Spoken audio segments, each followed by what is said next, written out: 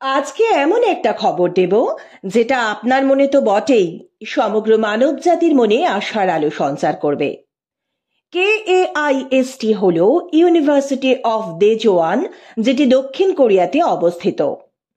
কেএআইএসটির president কোয়াং hyung লি 2025-এর 5ই ফেব্রুয়ারি ঘোষণা করেন যে এই বিশ্ববিদ্যালয়ের বায়ো অ্যান্ড ব্রেন ইঞ্জিনিয়ারিং ডিপার্টমেন্টের অধ্যাপক কোয়াং হিউন চোয়ের গবেষক দল ক্যান্সার রিভার্সাল ট্রিটমেন্টের জন্য একটা মৌলিক প্রযুক্তি আবিষ্কার করেছেন।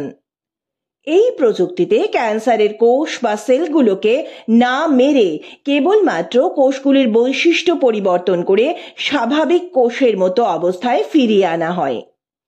এই প্রযুক্তি একটি আণবিক সুইচ বা মলিকিউলার সুইচের উপর আলোকপাত করেছে, যেটি স্বাভাবিক কোষগুলোকে ক্যান্সার কোষে রূপান্তরিত হওয়ার মুহূর্তে ক্যান্সারের বিপরীতমুখী রূপ দিতে পারে। অর্থাৎ স্বাভাবিক কোষগুলি আর ক্যান্সার কোষে রূপান্তরিত হবে না। স্বাভাবিক কোষের এই ক্যান্সার কোষে রূপান্তরিত হবার প্রবণতা আমাদের জেনেটিক নেটওয়ার্কের মধ্যেই লুকিয়ে থাকে। বর্তমান চিকিৎসা পদ্ধতিতে ক্যান্সার কোষগুলিকে নষ্ট করে ফেলা হয়, কিন্তু এর ফলে গুরুতর পার্শ্ব প্রতিক্রিয়া সৃষ্টি হয় এবং পুনরায় ক্যান্সারের ফিরে আসার সম্ভাবনা থেকে যায়। তাহলে এই মৌলিক প্রযুক্তির আণবিক সুইচের ধারণা আমাদের মনে এই আশার আলো জাগাচ্ছে যে ভবিষ্যতে ক্যান্সার নিরাময়ে এটি নিরাপদ ও কার্যকর চিকিৎসা পদ্ধতি হিসেবে কাজ করবে।